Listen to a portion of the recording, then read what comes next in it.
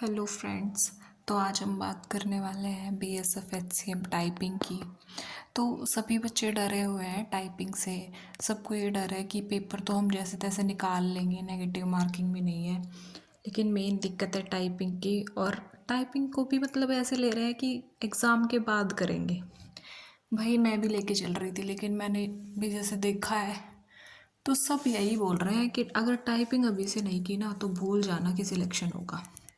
तो देखो ये सब डिटेल्स तो पता ही है आपको कि 35 WPM तो इंग्लिश वालों के लिए है और 30 हिंदी वालों के लिए। बैक स्पेस भी अलाउ नहीं है, 95% एक्यूरेसी होनी चाहिए। तो देखो अगर हम मान के चले तो एग्ज़ाम होगा दिसंबर में, तो अभी हमारे पास 2 मंथ तो पूरे हैं टाइपिंग के लिए, और एग्ज़ाम के बाद भी रिज़ल्ट वगैरह आने के 1-2 महीने तक हमें मिल जाए। तो हम मान के चले कि 4 महीने तो कम से कम हम टाइपिंग कर सकते हैं, और 4 महीने बहुत होते हैं अगर कोई ढंग से करे तो। जैसे अगर दिन के 1 घंटे भी सुबह शाम करे तो बहुत होते हैं।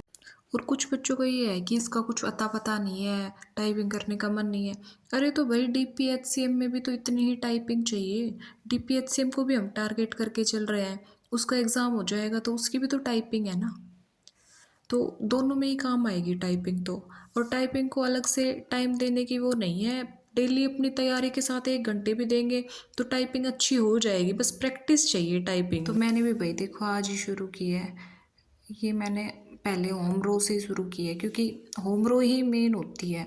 ASDF JK L सेमीकोलन वाला आ गया ना, तो उसके ऊपर से ही हम ऊपर वाली रो को नीचे वाली रो को रिलेट करके कर सकते हैं। तो देखो मैं बार बार आज यही कर रही थी।